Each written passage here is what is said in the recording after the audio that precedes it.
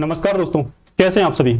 आशा करता हूं आप सभी लोग अच्छे होंगे और आप सभी लोग तैयारी अच्छी चल रही होगी। तो दोस्तों आज हम लोग करने वाले हैं प्रीवियस ईयर के पेपर को। वो है आपका 24 अगस्त को, क्योंकि 24 अगस्त का फर्स्ट शिफ्ट वाला हम लोग कर चुके हैं।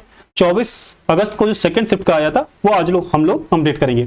ठीक है, तो सभी लोग कॉपी किताब लेकर अपनी बैठ जाइए। कितने क्वेश्चन सही होते हैं सब लोग कमेंट करेंगे। और जिनके भी कमेंट आ रहे हैं, मैं देख रहा हूं कि एक नेहा जी और अनीता जी, उनके मैं कमेंट्स देख रहा था, और श्रीवास्तव जी हैं, संजय जी, आप लोगों को बहुत बहुत धन्यवाद कि आप लोग कमेंट कर रहे हैं और आप लोग नियमित क्लास भी ले रहे हैं। तो दोस्तों आज जो हम लोगों के लिए है वो है 24 अगस्त का। ये आपका लास्ट प्रीवियस ईयर का पेपर है। इससे पहले ऑलरेडी मैं 9 पेपर्स करवा चुका हूँ। 9 पेपर्स पैटकेक में करवा चुका हूँ, जितने भी प्रीवियस ईयर के आए हुए थे। आज ये आपका 10वां पेपर है और ये आज तक 10 ही पेपर हुए हैं आपके पैटकेक। ठीक है, तो आज जो हम लोग करने वाले हैं आपका 10वां पेपर लास्ट पेपर होगा। फिर इसके बाद हम लोग शुरू करेंगे टॉपिक वाइज जितने भी आपके प्रीवियस ईयर के क्वेश्चन, जिसमें भी आपके चाहे लेखपाल का हो, चाहे आपका वीडियो का पेपर हुआ हो प्रीवियस ईयर का, और चाहे आपका जो लोअर पीसीएस पहले हुआ था, लोअर पीसीएस, उसमें जो भी क्वेश्चन पूछे गए होंगे उनको टॉपिक वाइज में लेकर आऊंगा। ठीक है, तो आप लोग चैनल को सब्सक्राइब कीजिए और लाइक कीजिए और शेयर कीजिए। यदि क्लास अच्छी लगती है तो लाइक करना है, शेयर करना है, और नहीं भी अच्छी लगती है तो ईमानदारी से आपको उसको डिसलाइक भी करना है। ठीक है, तो चलते हैं। आप सभी लोगों के लिए आज का पेपर है 24 अगस्त का, तो सभी लोग तैयार हो जाइए। पहला क्वेश्चन आप सभी लोगों के लिए है कि निम्नलिखित में से किस क्रम में भारत आए थे। आपके पास ऑप्शन है ए टॉमस रो, बी फायान, सी, और मतलब ये आपसे कहा गया है कि टॉमस रो, फायान और ह्वेनसांग, इन तीनों को क्रम में लगाना है कि किस क्रम में आए थे। तो फायान आपके आए थे किसके शासनकाल में? आपके चंद्रगुप्त विक्रमादित्य के शासनकाल में आए थे। टॉमस रो आए थे जहांगीर के शासनकाल में, और ह्वेनसांग आए थे हर्षवर्धन के शासनकाल में। ठीक है, तो सबसे पहले कौन आएगा? सबसे पहले आएगा सेकंड, फिर उसके बाद आएगा सेकंड ये और ये, फिर उसके बाद आएगा आपका हर्षवर्धन थर्ड। तो आपका सी बिल्कुल सही जवाब होगा। चलते हैं नेक्स्ट क्वेश्चन पर। नेक्स्ट क्वेश्चन पर जानने से पहले आपके लिए लेकर आए हैं कि जितने भी प्राचीन भारत में विदेशी यात्री आए थे उनके लिए, जैसे मैगस्थनीज जो आए थे यूनान से आए थे, 302 ईसा पूर्व आए थे, चंद्रगुप्त मौर्य के काल के समय में आए थे। फायान जो कि चीन से आए थे, 405 ईस्वी पूर्व आए थे। चंद्रगुप्त सेकंड, जिसे विक्रमादित्य भी बोला जाता है, इनके कार्यकाल में आए थे। ह्वेनसांग जो कि चीन से आए थे, 630 ईस्वी में आए थे, हर्षवर्धन के समय में आएंगे। इत्सिंग जो कि चीन से आए थे, 675 ईस्वी में, हर्षवर्धन के शासनकाल के बाद में आए थे। फिर इसके बाद आते हैं टॉलमी जो कि आपके ग्रीक या मिस्र से आए थे, सेकंडवीं सदी में आए थे और मौर्य काल के बाद आए थे। ठीक है, तो आपके प्राचीन भारत में जो प्राचीन इतिहास में आए थे वो लोग हैं। अब बात कर लेते हैं जो मध्यकाल में आए थे। मध्यकाल में कौन आए थे? आपके अल्बरूनी आए थे, मार्को पोलो आए थे, इब्न बतूता आए थे, निकोलो कॉन्टी आए थे, अब्दुल रज्जाक आए थे, सर टॉमस रो आए थे। तो अल्बरूनी जो आए थे आपके उज्बेकिस्तान से आए थे, 1017 ईस्वी में आए थे, मोहम्मद गजनबी के साथ में आए थे। मार्को पोलो आए थे आपके इटली से 1292 पांड्य वंश के समय पे आए थे। इब्न बतूता आए थे मार्को से 1333 ईस्वी में और आए थे आपके मोहम्मद बिन तुगलक के शासनकाल में। निकोलो कॉन्टी जो आए थे इटली से आए थे, 1420 ईस्वी में आए थे, विजन काल के शासनकाल में आए थे। अब्दुल रज्जाक जो थे फारस से आए थे, 1443 में आए थे, देवराज द्वितीय के शासनकाल में आए थे। जो सर टॉमस रो हैं वो इंग्लैंड से आए थे, 1615 में जहांगीर के शासनकाल में आए थे। ठीक है, चलते आगे नेक्स्ट क्वेश्चन पर। नेक्स्ट क्वेश्चन आप सभी लोगों के लिए, किस सिराज उद्दौला किस युद्ध में अंग्रेजों से पराजित हुआ था? आपके पास ऑप्शन है ए बक्सर, बी प्लासी, सी वांडीवॉस और डी इनमें से कोई नहीं। तो बक्सर का युद्ध किनके किनके बीच में होता है? बक्सर का युद्ध होता है आपका शुजा-उद-दौला, साथ में कौन होता है? मीर कासिम। ठीक है, वहीं प्लासी का युद्ध होता है वो जो कि होता है सिराजुद्दौला के साथ। यहाँ पे ये हार जाते हैं और अंग्रेज जीत जाते हैं। और वांडीवास किसके बीच में होता है? वांडीवास होता है अंग्रेजों और फ्रांसों के बीच। तो राइट आंसर होगा आपका यहाँ पे बी, बिल्कुल सही जवाब होगा। भारत के युग का अपने मॉडर्न हिस्ट्री के कुछ प्रमुख युद्ध हैं उनको देख लेते हैं। जैसे प्लासी का युद्ध हुआ था जो कि 1757 में हुआ था, जो कि अंग्रेज और नवाब जो सिराजुद्दौला थे उनके बीच में हुआ था।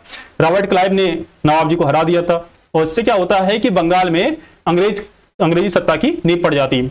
बक्सर का युद्ध जो होता है 1764 ईस्वी में होता है। अंग्रेज होते हैं और उनके विरुद्ध में जो होते हैं मीर कासिम होता है, शाह आलम होता है और शुजा-उद-दौला होता है। इसमें अंग्रेज जीत जाते हैं और यहां से बक्सर के युद्ध से अंग्रेजों को वास्तविक संस्थापक माना जाता है। मैसूर का युद्ध होता है 1767 से 1799 तक। कुल 4 युद्ध होते हैं जिसमें हैदर अली और टीपू सुल्तान एक तरफ होते हैं, दूसरी तरफ अंग्रेज होते हैं, बाद में टीपू सुल्तान भी मारा जाता है। और इसमें आपको टीपू सुल्तान जो आपके युद्ध होता है मैसूर की श्रीरंगपट्टनम की संधि, वो भी आपको याद रखनी है। मराठा के युद्ध होता है वो जो कि होता है 1775 से 1818 के बीच में, और यहाँ पे 3 युद्ध होते हैं मराठा के साथ। और यहाँ पे क्या होता है कि 1818 में मराठाओं की हार हो जाती है और जो बाजवा पेशीराव होते हैं, पेशवा बाजीराव की, इनकी स्तुति का इनका अंत हो जाता है। सिक्कों के साथ युद्ध होता है, सिक्कों के साथ जो युद्ध होता है 2 युद्ध होते हैं जो कि 1845 से 1849 तक चलते हैं।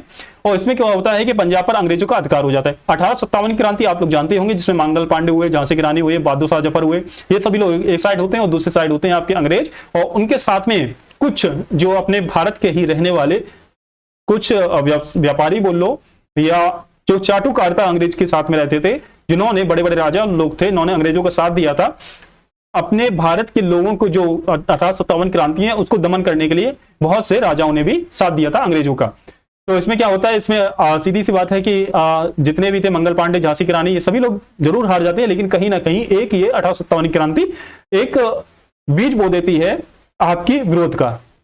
ठीक है, इसे पहली क्रांति भी बोला जाता है। बहुत से अंग्रेज बोलते हैं कि नहीं, ये पहली क्रांति नहीं है, विरोध की पहली स्वतंत्रता क्रांति नहीं है। फिर उसके बाद चलते हैं हम लोग नेक्स्ट क्वेश्चन पर। नेक्स्ट क्वेश्चन आप सभी लोगों के लिए है कि इनमें से हड़प नीति का जो कट्टर समर्थक था कौन था? आपके पास ऑप्शन है, A lord Wellesley, B lord Dalhousie, C lord Minto और डी लॉर्ड हेस्टिंग। तो हड़प नीति किसके द्वारा लाई गई थी? लॉर्ड डलहौजी के द्वारा लाई गई थी। राइट आंसर होगा बी। हम लोग देख लेते हैं जो हड़प नीति है आखिर होती क्या है। हड़प नीति के जो जनक थे लॉर्ड डलहौजी, जिनका शासन कार्यकाल था 1848 से 1856 तक। इसके अंतर्गत होता क्या था कि जो भी ब्रिटिश जो भी सत्ता है, यदि उसके उत्तराधिकारी नहीं है, जैसे पुत्र उत्तराधिकारी नहीं है और उन्होंने गोद ले लिया, तो उसको उत्तराधिकारी नहीं माना जाएगा। इसके आधार पे झांसी में जो युद्ध हुआ था झांसी की रानी पे, वो इसी बात पे हुआ था क्योंकि जो वहां के झांसी के जो राजा थे गंगाधर राव, तो उनके पास क्या था, उनके पास खुद का पुत्र नहीं था, उन्होंने गोद लिया था, लेकिन उनको जो गोद लिया पुत्र था वो उन्होंने वैध माना नहीं था। ठीक है, तो या फिर उनकी संतान मर जाती है तो ब्रिटिश उन पे अधिकार कर लेते हैं कि उत्तराधिकारी नहीं, अब ये हमारे अंदर आ गया, या फिर अनुशासनात्मक कार्यवाही कर लेते हैं कि इन्होंने कुशासन किया, इन्होंने गलत आचरण किया है, इस वजह से इसका हम लोग ब्रिटिश के अंतर्गत इसको ले रहे हैं।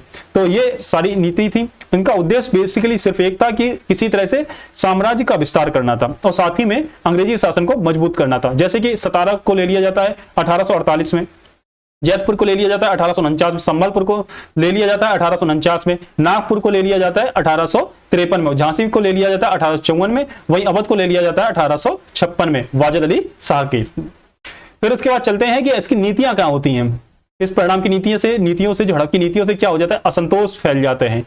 जो 1857 की क्रांति होती है, इसमें महत्वपूर्ण भूमिका होती है आपकी हड़प नीति की, क्योंकि असंतोष बहुत ज्यादा हो चुका था। ठीक है, तो इस तरह से आपको आई होप समझ में आ गया होगा कि आखिर हड़प नीति क्या होती है, डॉक्ट्रिन ऑफ लैप्स क्या है। ठीक है, चलते हैं नेक्स्ट क्वेश्चन पर। नेक्स्ट क्वेश्चन आप सभी लोगों के लिए कि भारतीय इतिहास में धनवंतरी कौन थे? आपके पास ऑप्शन है, ए चंद्रगुप्त मौर्य के प्रसिद्ध सेनापति, ऑप्शन बी कह रहा है चंद्रगुप्त जो द्वितीय थे कि सभा में सुशोभित करने वाला प्रसिद्ध चिकित्सक थे, ऑप्शन सी कह रहा है कि हर्षवर्धन के समय एक प्रसिद्ध नाटककार, ऑप्शन डी कह रहा है इनमें से कोई नहीं। तो धनवंतरी जो थे नवरत्न किसके दरबार में थे? चंद्रगुप्त द्वितीय के दरबार में। राइट आंसर यहाँ पे होगा आपका बी, जिसमें बरामीर हुए और भी बहुत सारे हुए, तो यहाँ पर आपका राइट आंसर बी होगा। और यहाँ पे नवरत्न रखते थे कौन? चंद्रगुप्त द्वितीय। चलते हैं नेक्स्ट क्वेश्चन। नेक्स्ट क्वेश्चन है मौर्यकालीन भारत का विवरण इंडिका का लेखक थे। तो पूछ रहा है इंडिका के लेखक कौन है? आपके पास option A Megasthenes, B Fahien, C Xuanzang, C D इनमें से कोई नहीं। तो इंडिका जो पुस्तक है वो है आपकी मेगास्थनीज की। फाहियान की क्या है? क्यू सो की, ऐसी पुस्तक का नाम है इनका। वेनसांग क्या है? क्यू सो की। तो इनकी पुस्तक का नाम है ये है। इंडिका किनकी पुस्तक है? आपका मेगास्थनीज की पुस्तक है। साइमन कमीशन भारत में प्रथम बार कब आया? आपके पास ऑप्शन है, ए 1925, बी 1926, सी 1919 और डी 1928। तो साइमन कमीशन कब बना था? साइमन कमीशन बनता है 1927 में, 1927 में भारत आता है। राइट आंसर होगा डी। नेक्स्ट क्वेश्चन आप सभी लोगों के लिए, भारतीय राष्ट्रीय कांग्रेस द्वारा किस अधिवेशन में ऐतिहासिक पूर्ण स्वराज की स्वतंत्रता पूर्ण स्वतंत्रता का प्रस्ताव पारित किया गया था? किस में? आपके पास ऑप्शन है, ए क्या बंबई अधिवेशन में, बी लाहौर अधिवेशन में, सी कराची अधिवेशन में और डी लखनऊ अधिवेशन। तो यहाँ पे आपका राइट आंसर होगा लाहौर अधिवेशन में। किसके द्वारा? पंडित जवाहरलाल नेहरू के द्वारा पूर्ण स्वराज की मांग की जाती है। तो राइट आंसर होगा आपका बी। कुछ हम लोग देख लेते हैं भारतीय राष्ट्रीय कांग्रेस के प्रमुख अधिवेशन में, जिसमें पहला 1885 में जो होता है बॉम्बे में होता है, डब्ल्यू.सी. बनर्जी जिसे पहला अधिवेशन कहते हैं, जो कि बहुत ज्यादा इंपॉर्टेंट है। 1886 में कोलकाता में होता है दादा भाई नौरोजी में, इसमें कांग्रेस और इंडियन एसोसिएशन इनका दोनों का विलय कर दिया जाता है। 1887 में क्या होता है कि मद्रास में होता है अधिवेशन और बदरुद्दीन तैयब जी जो कि पहले मुस्लिम अध्यक्ष बनते हैं 1887 में। 1896 में क्या होता है, कोलकाता अधिवेशन होता है जहां पे दादा भाई नौरोजी वो पहली बार यहां पर वंदे मातरम गाना गाया जाता है। 1905 में होता है बनारस अधिवेशन जो कि अध्यक्षता करते हैं गोपाल कृष्ण गोखले, और यहां पर बंग भंग आंदोलन का विरोध किया जाता है क्योंकि इस समय बंगाल जो उसका बंगाल का अलग कर दिया गया था 1905 में, और स्वदेशी आंदोलन पर जोर दिया जाता है। 1906 में होता है कोलकाता अधिवेशन जो कि फिर से दादा भाई नौरोजी उसकी अध्यक्षता करते हैं और पहली बार इसमें स्वराज की मांग रखी जाती है। 1907 को होता है सूरत अधिवेशन जो कि रात बिहारी बोस की अध्यक्षता में होता है, जिसमें नरम दल और गर्म दल में विभाजन हो जाता है। 1916 में होता है लखनऊ अधिवेशन जो कि अध्यक्षता करते हैं M.A.C. मजूमदार। यहाँ पे होता है लखनऊ समझौता होता है कांग्रेस और मुस्लिम लीग के बीच में। 1917 में होता है कोलकाता अधिवेशन, इसमें जिसकी अध्यक्षता जो करती है एनी बेसेंट करती है, और ये होती है पहली महिला अध्यक्ष। फिर उसके बाद होता है 1919 का जो कि अमृतसर अधिवेशन होता है अमृतसर में, जिसकी अध्यक्षता करते हैं मोतीलाल नेहरू और जिसमें जलियांवाला बाग की निंदा की जाती है। फिर उसके बाद देख लेते हैं 1920 को जो अधिवेशन होता है नागपुर में होता है, C.R. दास और असहयोग आंदोलन का यहाँ पे प्रस्ताव रखा जाता है। पास की अध्यक्षता में जो C.R. दास की अध्यक्षता में असहयोग आंदोलन का जो प्रस्ताव होता है वो पास कर भी दिया जाता है।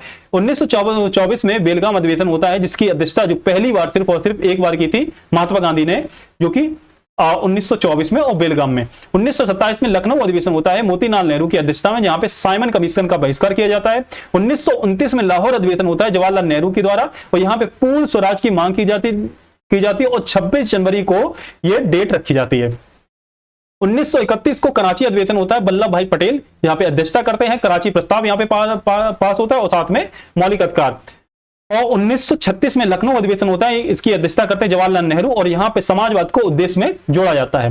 1939 को त्रिपुरी अधिवेशन होता है त्रिपुरा में, जिसकी अध्यक्षता करते हैं सुभाष चंद्र बोस, जिसकी वजह से बाद में गांधी ये इस्तीफा दे देते हैं और उनके स्थान पे आते हैं राजेंद्र प्रसाद, यहाँ पर चुने जाते हैं।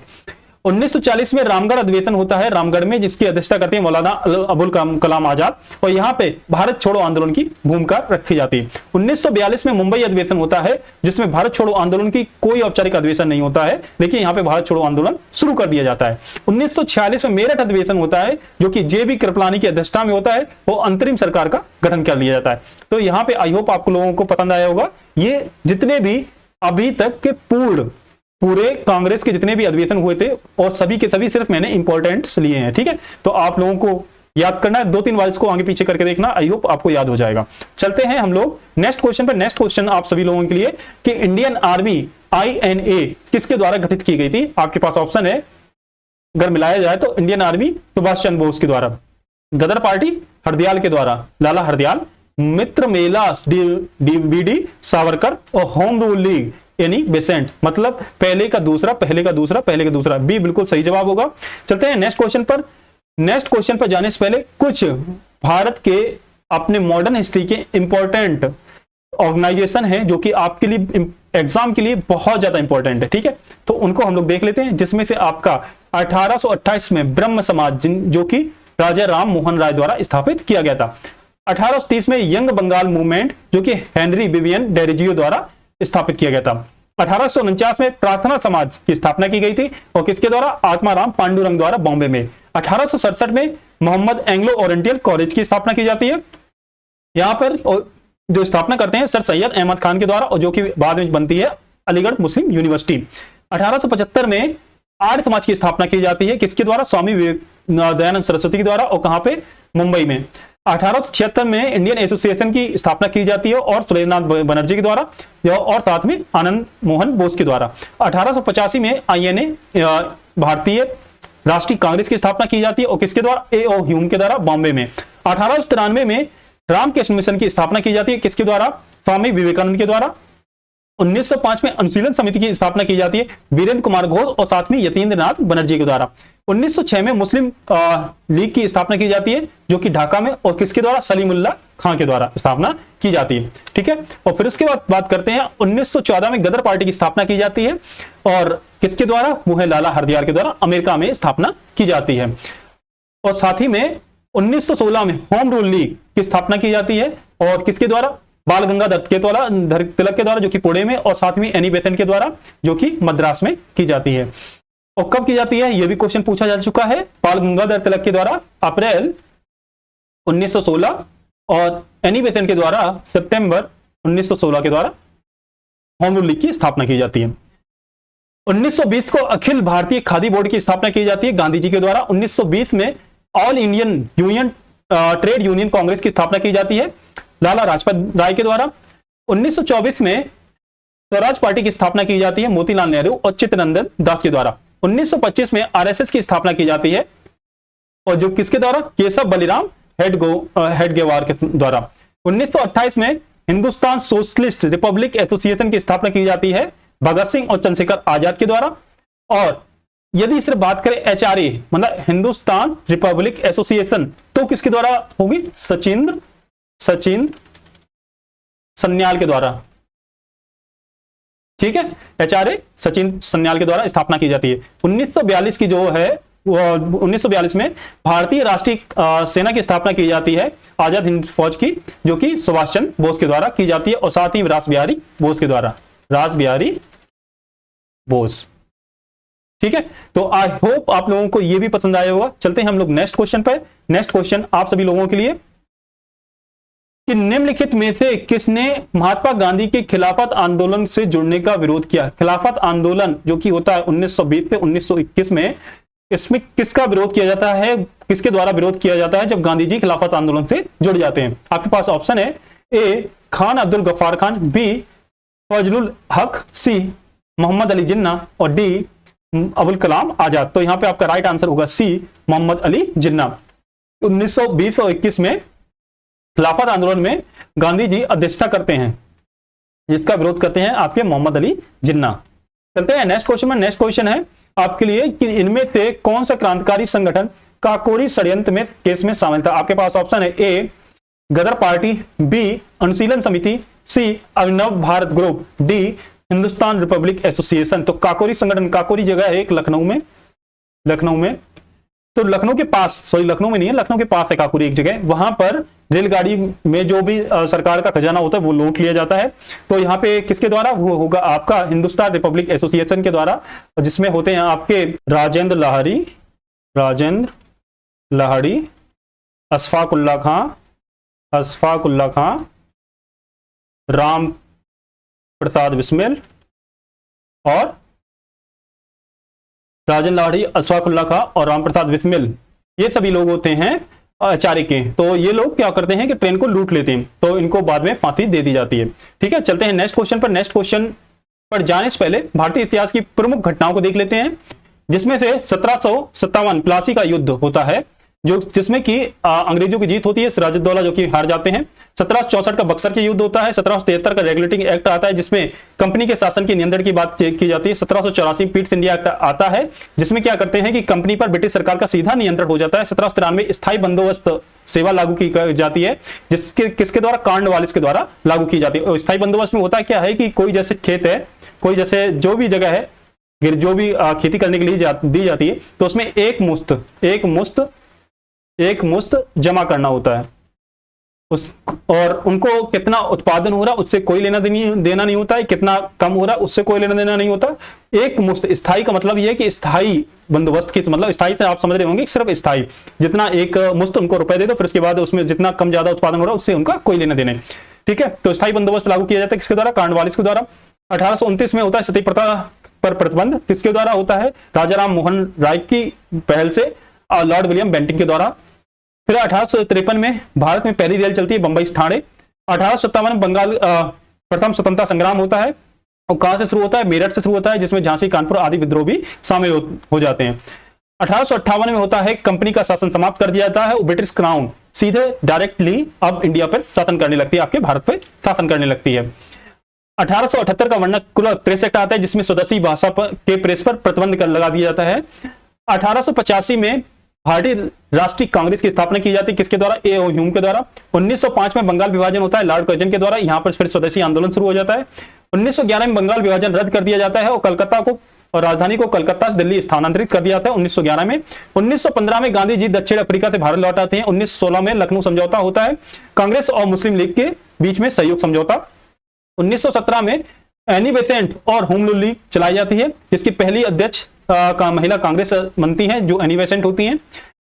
1919 में जलियांवाला बाग हत्याकांड होता है जनरल डायर के द्वारा। 1920 में असहयोग आंदोलन शुरू होता है गांधी जी के नेतृत्व में। 1922 में चोरी चोरा कांड होता है, जहां पर आंदोलन को वापस ले लिया जाता है, असहयोग आंदोलन को वापस ले लिया जाता है।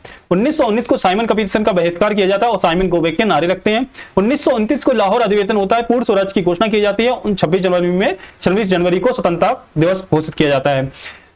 1930 को दांडी यात्रा होती है, नमक कर जो होता है और नमक कानून तोड़ा जाता है इस समय, और साथ ही में इसी समय फिर सविनय अवज्ञा आंदोलन की शुरुआत होती है। 1931 को गांधी इरविन समझौता होता है, गोलमेज सम्मेलन में भागीदारी के मार्ग रखा जाता है। 1935 में भारतीय शासन अधिनियम या भारतीय सरकार अधिनियम प्रांतीय स्वशासन की नींव यहां पे डलती है। 1942 में भारत छोड़ो आंदोलन होता है, जिसमें करो या मारो का नारा भी दिया जाता है, और किसके द्वारा दिया जाता है? गांधी जी के द्वारा दिया जाता है। 1946 में नौसेना विद्रोह होता है, जिसमें ब्रिटिश सत्ता की नींव हिल जाती है। 1947 पूर्ण रूप से भारत स्वतंत्र हो जाता है। तो यहां पर जो भी महत्वपूर्ण घटनाएं हुई थी वो हम लोग उन इतिहास के बारे में देखी। आई होप आप लोग पसंद आया होगा। तो यदि पसंद आ रहा है तो लाइक कर सकते हैं, शेयर कर सकते हैं और सब्सक्राइब भी कर सकते हैं। चलते हैं नेक्स्ट क्वेश्चन पर। नेक्स्ट क्वेश्चन है नागार्जुन सागर बांध किस नदी पर बना है? आपके पास ऑप्शन है ए गोदावरी नदी, बी कृष्णा नदी, सी गंगा नदी और डी कावेरी नदी। नागार्जुन मतलब नाग, आप जैसे एक श्री कृष्ण की कथा जानते होंगे, श्री कृष्ण यमुना में बॉल उठाने जाते हैं तो फिर नाग के ऊपर फिर बाद में डांस करते हैं, ऐसे तो नाग से आप जोड़ सकते हैं कृष्णा नदी को। ठीक है, बीज नदी याद करने के लिए मैं बता रहा हूं, ऐसा कुछ नहीं है। ठीक है, तो यहां पे राइट आंसर होगा आपका बी, बिल्कुल सही जवाब होगा। माउंट एवरेस्ट पर प्रथम बार चढ़ाई किस वर्ष की गई थी? आपके पास ऑप्शन ए 1951, बी 1953, सी 1955 और डी 1958। तो यहाँ पे माउंट एवरेस्ट पर प्रथम बार चढ़ाई जो की थी वो थी आपकी 1953 को। किसने की थी? एडमंड हिलेरी ने की थी। राइट आंसर होगा आपके बी, बिल्कुल सही जवाब। चलते हैं नेक्स्ट क्वेश्चन पर। भरतपुर में स्थित पक्षी अभयारण्य राष्ट्रीय उद्यान का नाम क्या है? आपसे पूछा जा रहा है। आपके पास ऑप्शन ए बेसोरगढ़ अभयारण्य, बी दर्रा अभयारण्य, सी केवलादेव घाना राष्ट्रीय उद्यान और डी घाटप्रभा अभयारण्य। तो घाटप्रभा कहां पर है? कर्नाटक में है। बाकी ये तीनों राजस्थान में है। ये आपका चित्तौड़गढ़ में, बेसोरगढ़ आपका चित्तौड़गढ़ में पड़ जाता है, केवलादेव आपका भरतपुर में पड़ जाता है, और केवलादेव में ही इसी को ही हम लोग कहते हैं पक्षी उद्यान भी बोलते हैं। ठीक है, जैसे ही आप आगरा से थोड़े आगे निकलेंगे तो आपको केवलादेव राष्ट्रीय उद्यान मिल जाएगा। राइट आंसर होगा आपका सी। चलते हैं नेक्स्ट क्वेश्चन पर। नेक्स्ट क्वेश्चन है भिलाई इस्पात संयंत्र लौह अयस्क का स्रोत है। आपसे पूछा जा रहा है कहां पर? आपके पास option A Dalli Rajhara, B Korba, C Umaria और डी राजनांदगांव। तो यहाँ पे आपका जो भिलाई संयंत्र है वो है आपका डल्ली और राजहरा। ये कहां पर है? ये आपका छत्तीसगढ़ में है, और कोरबा भी आपका छत्तीसगढ़ में, लेकिन ये कोयला के लिए है। ठीक है, तो आपका यहाँ पे राइट आंसर होगा बिल्कुल ए, बिल्कुल सही जवाब होगा। और भिलाई संयंत्र किसके सहयोग से स्थापित किया गया था? रूस के सहयोग से स्थापित किया गया था। चलते हैं नेक्स्ट क्वेश्चन पर। नेक्स्ट क्वेश्चन आप सभी लोगों के लिए है कि दिए गए दर्रों में उनके स्थान को सही जोड़ना है। जोजला और बुर्जला दर्रा कहां पर है? ये आपसे पूछ रहा है। बारालाचा और सिबलिका दर्रा, नाथला थांगला और नीति पास लिपुलेख दर्रा कहां है, और नाथला और जेलेपला कहां है? तो नाथला और जेलेपला कहां है? सिक्किम में है। नाथला और जेलेपला कहां है? कौन सा जोड़ा सही नहीं है पूछा जा रहा, सही नहीं है पूछा जा रहा। और जोजला है आपका जम्मू कश्मीर, बारालाचा है आपका हिमाचल प्रदेश, और थांगला नीतिलेख जो लिपुलेख दर्रा है जो कि आपका उत्तराखंड में है, और जबकि नाथला और जेलेपला है आपका सिक्किम में। ठीक है, तो यहां पर आपसे पूछ रहा है कौन सा सही नहीं है, नहीं पूछ रहा है तो यहां पे नहीं देखा जाएगा। पहला सही है, दूसरा उत्तर प्रदेश, दूसरा गलत है, तीसरा भी गलत है, मतलब 2 और 3 बी आपका बिल्कुल सही जवाब होगा यहां पर। चलते हैं नेक्स्ट क्वेश्चन पर। नेक्स्ट क्वेश्चन पर जाने से पहले आप सभी लोगों के लिए भारत के प्रमुख दर्रे जो कि आपको याद होने चाहिए, जैसे कि बात करें जोजला जो दर्रा है वो कि आपके जम्मू कश्मीर और लद्दाख को जोड़ता है। बनिहाल दर्रा जम्मू कश्मीर और श्रीनगर को जोड़ता है। खारदुंगला जो कि दुनिया का सबसे ऊंचा वाटर पास है जो कि एक लद्दाख में है। नाथला दर्रा सिक्किम और तिब्बत को जोड़ता है, चीन को, जो वर्तमान में चीन के पास में है। जो सिपलिका है, जो सिपकिला है दर्रा, वो आपके हिमाचल प्रदेश और तिब्बत को जोड़ता है। लिपुलेख दर्रा है जो कि आपका उत्तराखंड और तिब्बत को जोड़ता है, यहां से कैलाश मानसरोवर की यात्रा होती है। और साथ में बोमडिला जो दर्रा है आपके अरुणाचल प्रदेश, और ये सामरिक दृष्टि से बहुत ज्यादा महत्वपूर्ण भी है।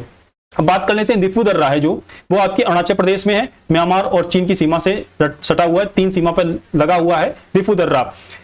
चांगला दर्रा है आपके लद्दाख क्षेत्र में पोंगोंग नदी के पास में पड़ता है। फांगला और जेलेपला ये दोनों सिक्किम में पड़ते हैं, तिब्बत से जुड़े हुए हैं, बिल्कुल ऐसे जैसे सिक्किम ये है इस तरह से बने हुए हैं।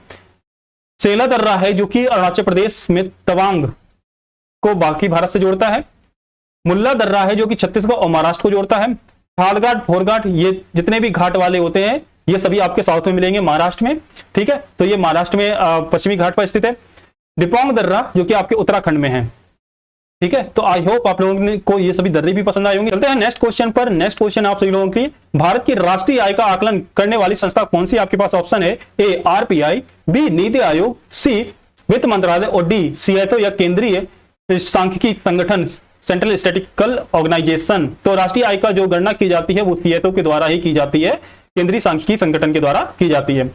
यहां पे पूछ रहा है सेवा क्षेत्र का दूसरा नाम क्या है? आपके पास ऑप्शन ए तृतीयक, बी प्राथमिक, सी सेकेंडरी और डी कृषि। तो यहाँ पे जो सेवा क्षेत्र है वो होगा आपका तृतीय क्षेत्र, इसको सर्विस सेक्टर भी बोलते हैं। प्राथमिक को आपको प्राथमिक जो क्षेत्र में आता है वो कृषि आती है, खनन आता है, मतलब जितने भी आपके जो कृषिगत हुए, पशुपालन हुआ, खनन हुआ, तो ये सभी आपके प्राथमिक में आएगा। सेकेंडरी में क्या आएगा? विनिर्माण, विनिर्माण, बड़ी बड़ी कंपनियां, इंफ्रा, तो ये आपका द्वितीयक में आएगा। और तृतीयक में क्या आएगा? सर्विस सेक्टर आएगा, ठीक है। तो यहाँ पे सेवा क्षेत्र पूछा गया, राइट आंसर आप ए बिल्कुल सही जवाब होगा। चलते हैं नेक्स्ट क्वेश्चन पर। नेक्स्ट क्वेश्चन आपसे कह रहा है भारत में श्वेत क्रांति के जनक के रूप में किसे जाना जाता है? आपके पास option A Balwant Rai Mehta, B Verghese Kurien, C MS. Swaminathan और डी नॉर्मन एडबर्ग। तो श्वेत क्रांति के जनक के रूप में जाना जाता है उसे वर्गीस कुरियन को, बिल्कुल सही जवाब होगा आपका बी। चलते हैं नेक्स्ट क्वेश्चन पर। नेक्स्ट क्वेश्चन आपसे कह रहा है आर्थिक सुधार 1991 के दौरान प्रधानमंत्री कौन से? आपके पास option A PC Narasimha Rao, B Atal Bihari Vajpayee, C doctor Manmohan Singh और डी इनमें से कोई नहीं। तो 1991 में जब सुधार हुआ था तो उसमें प्रधानमंत्री होते हैं पीवी नरसिम्हा राव, बिल्कुल सही जवाब है। और मनमोहन सिंह होते हैं कौन से? वित्त मंत्री होते हैं, ठीक है। तो यहाँ पे आपका ए बिल्कुल सही जवाब होगा। चलते हैं नेक्स्ट क्वेश्चन पर। नेक्स्ट क्वेश्चन है भारत के संविधान में इनमें से क्या राज्य सूची में सम्मिलित नहीं है? तो राज्य सूची में क्या नहीं? आपके पास ऑप्शन है ए पुलिस, बी कानून व्यवस्था और सी जेल और डी दंड प्रक्रिया संहिता। तो यहाँ पे आपका जो राइट आंसर होगा वो दंड प्रक्रिया संहिता बिल्कुल सही जवाब होगा, क्योंकि ये जो भी दंड प्रक्रिया संहिता होती है ये आपकी केंद्रीय स्तर पर लागू होती है। फिलहाल तो सीआरपीसी खत्म हो गई, अब कौन सी आ गई? बीएनएस, भारतीय न्याय संहिता और बीएनएसएस, ठीक है।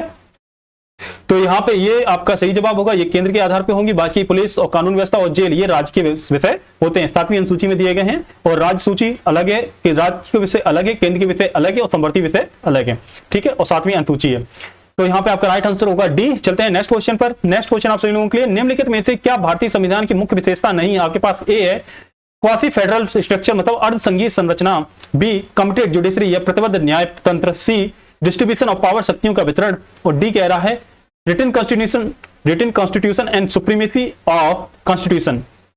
तो यहाँ पे बेसिकली बोल रहा है लिखित संविधान और संविधान की सर्वोच्चता। तो यहाँ पे आपसे जो कहा गया है कि कौन सी विशेषता नहीं पूछा जा रहा है, तो नहीं अर्धसंघी है। अर्धसंघी किसे कहा जाता है? अर्धसंघी मतलब जैसे कि जो भारत में राज्य जितने भी हैं, भारत में जितने भी राज्य हैं, जैसे माना कि एक यूपी अपना राज्य है, क्या यूपी राज्य अपने खुद से यदि किसी दिन चाह ले कि यूपी अलग होना चाहता है, क्या स्वतंत्र रूप से अलग हो सकता है? नहीं हो सकता है। तो इसीलिए कहते हैं हम लोग संघीय तो है, संघीय है क्योंकि जुड़ा हुआ है, लेकिन अर्धसंघीय है, मतलब पावर थोड़ी दी गई है। अब जैसे यूएसए हुआ, यूएसए का कोई से भी अगर यदि प्रदेश चाहे, जिस दिन चाहे वो स्वतंत्र होना चाहे तो स्वतंत्र हो सकती है। तो वहां कौन सी होगी? वहां होगी आपकी फेडरल सिस्टम, ठीक है। इसी तरह बात कर लें, आपकी शक्तियों का वितरण है आपका लिखित संविधान और सर्वोच्च संविधान है ही, लेकिन कमिटेड नहीं है। जुडिशरी अपनी स्वतंत्र है, कमिटेड नहीं है किसी के प्रति। तो आपका राइट आंसर होगा बी, बिल्कुल सही जवाब होगा।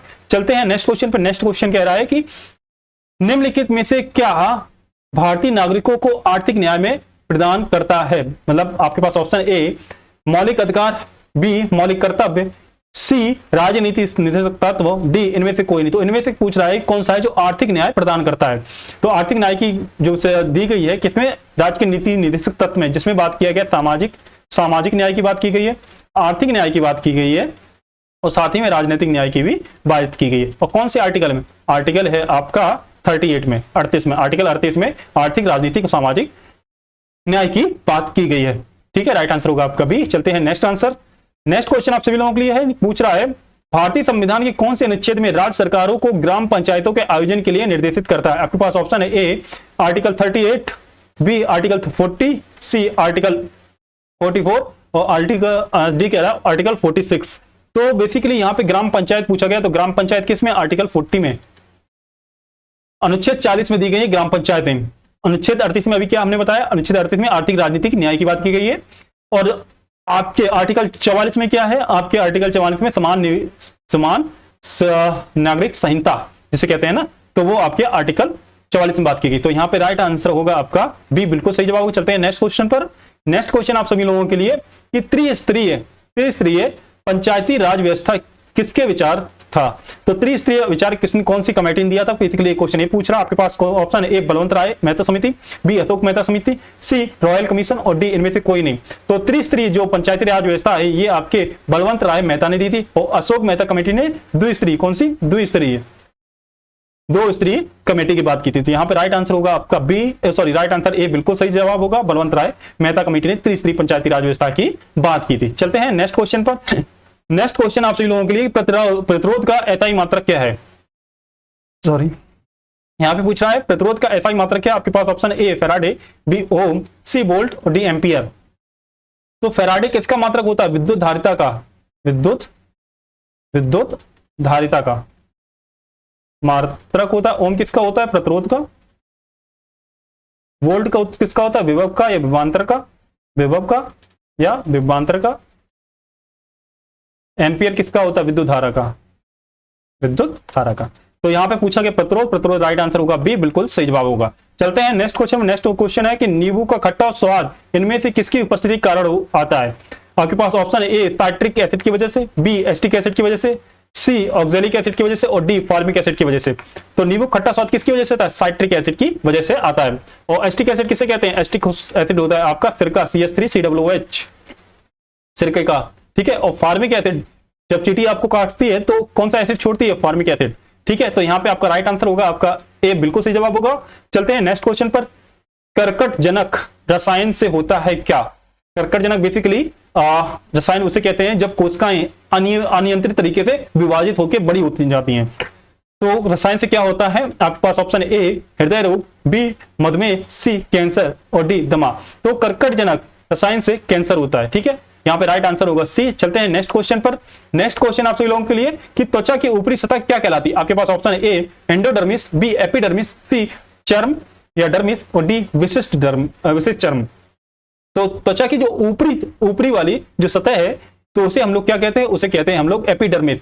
एपिडर्मिस बिल्कुल सही जवाब होगा बी, बिल्कुल सही जवाब होगा। चलते हैं नेक्स्ट क्वेश्चन पर। नेक्स्ट क्वेश्चन है कि किस देश को थंडर ड्रैगन की भूमि के नाम से भी जाना जाता है? आपके पास ऑप्शन है ए जापान, बी भूटान, सी नेपाल और डी श्रीलंका। तो थंडर ड्रैगन किसे बोलते हैं? भूटान को बोलते हैं। राइट आंसर होगा आपका यहाँ पे बी, बिल्कुल सही जवाब। रियाद किस देश की राजधानी? आपके पास ऑप्शन है A Myanmar, B Bangladesh, C Saudi Arabia और डी इनमें से कोई नहीं। तो रियाद किसकी राजधानी? रियाद आपकी राजधानी है सऊदी अरब की। राइट आंसर होगा सी।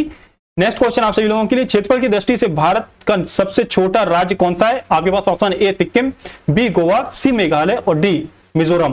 तो क्षेत्रफल की दृष्टि सबसे छोटा राज्य कौन सा है? गोवा, बिल्कुल सही जवाब होगा। राइट आंसर होगा आपका यहाँ पर बी।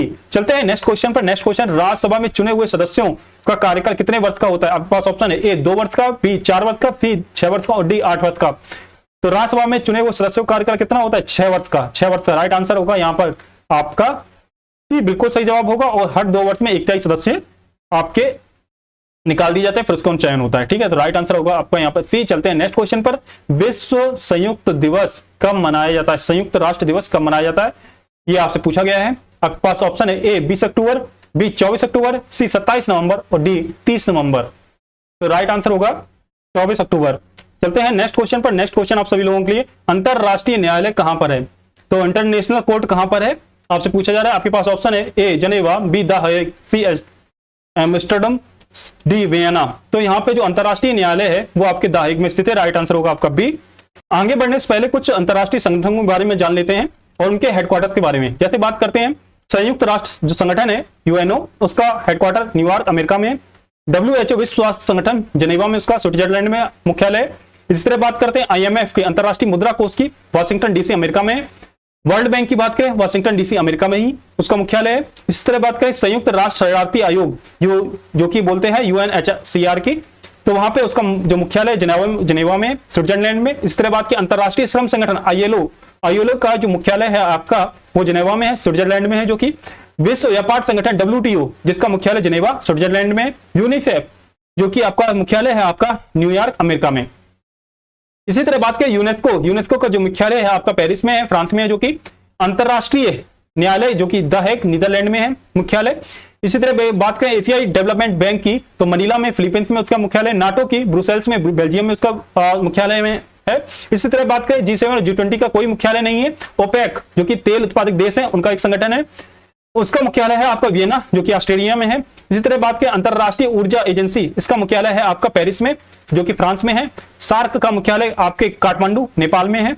ब्रिक्स का मुख्यालय कोई भी इसका मुख्यालय नहीं है क्योंकि ये बदलता रहता है। SCO संघाई कॉर्पोरेशन ऑर्गेनाइजेशन जो कि है आपका बीजिंग चीन में इसका मुख्यालय है।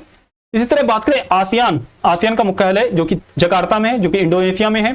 Global climate change panel IPCC जिसका मुख्यालय जेनेवा में है, स्विट्जरलैंड में है। FAO food and agriculture organization जो कि जिसका मुख्यालय रोम इटली में है। WFP मतलब वर्ल्ड फूड प्रोग्राम जिसका मुख्यालय रोम में है, इटली में है। ICRC मतलब रेड क्रॉस वाले, उनका मुख्यालय जेनेवा में, स्विट्जरलैंड में। इंटरपोल का मुख्यालय लियोन फ्रांस में है। International atomic energy agency IAEA इसका मुख्यालय वियना में, ऑस्ट्रिया में। कॉमनवेल्थ ऑफ नेशंस इसका मुख्यालय है लंदन में, इंग्लैंड में है। जो कि वर्ल्ड इकोनॉमिक फोरम WEF का जो मुख्यालय है वो कोलोन जेनेवा में है, और इसका जो कि है आपके स्विट्जरलैंड में। तो इस तरह से आपके इंटरनेशनल्स जो जितने भी आपके ऑर्गेनाइजेशन इनका मुख्यालय आप लोगों ने देखे। इस वीडियो को 2-3 बार आगे पीछे करके देखिए, आपको आई होप अंदाजा हो जाएगा और याद भी हो जाएगा। तो चलते हैं नेक्स्ट क्वेश्चन पर। नेक्स्ट क्वेश्चन आप सभी लोगों के लिए है, प्रसिद्ध खुजराहों जो विश्व प्रसिद्ध खुजराएं मूर्तिकला स्थापित हैं कहां पे? आपके पास ऑप्शन है A गुजरात में, B मध्य प्रदेश में, C ओडिशा में और D महाराष्ट्र में। राइट आंसर होगा यहाँ पे मध्य प्रदेश। चलते हैं नेक्स्ट क्वेश्चन पर। नेक्स्ट क्वेश्चन है प्रसिद्ध जो नव काले बारा उत्सव है निम्नलिखित में से किससे संबंध है, कहां पर मनाया जाता है? आपके पास ऑप्शन है A Kerala, B Bihar, C Rajasthan और D ओडिशा। तो कहां पर मनाया जाता है ये आपका उत्सव? राइट आंसर होगा ओडिशा, बिल्कुल सही जवाब होगा। चलते हैं नेक्स्ट क्वेश्चन पर। नेक्स्ट क्वेश्चन है हरित गैस, इनमें से कौन सी हरित गैस नहीं है, ग्रीन हाउस गैस कौन सी नहीं है, आपसे पूछा जा रहा है। आपके पास ऑप्शन है A methane, B nitrogen, C carbon dioxide और D CFC या क्लोरोफ्लोरोकार्बन। तो यहाँ पे हरित गैस कौन सी नहीं है? नाइट्रोजन नहीं है, बिल्कुल सही जवाब होगा। बाकी हाइड्रो जितने भी आपकी मेथेन गैस है, कार्बन डाइऑक्साइड और CFC तीनों हरित गैस है। चलते हैं नेक्स्ट क्वेश्चन पर। नेक्स्ट क्वेश्चन आप सभी लोगों के लिए कि अर्जुन पुरस्कार किसके लिए दिया जाता है? आपके पास ऑप्शन है आपातकालीन स्थिति में विशिष्ट सेवा के लिए, B युद्ध में वीरता के लिए, C खेल के क्षेत्र में उत्कृष्ट प्रदर्शन के लिए और D फिर से विशिष्ट समाज सेवाओं के लिए। तो अर्जुन पुरस्कार आपको दिया जाता है खेल के लिए, खेल के क्षेत्र में उत्कृष्ट प्रदर्शन के लिए। ठीक है, तो इस तरह से आपके आज अबाउट 44 क्वेश्चन कंप्लीट हुए हैं। इसमें इतने ही क्वेश्चन आए हुए थे, तो जितने भी क्वेश्चन आए हुए थे मैंने वो सब कंप्लीट कर दिए हैं।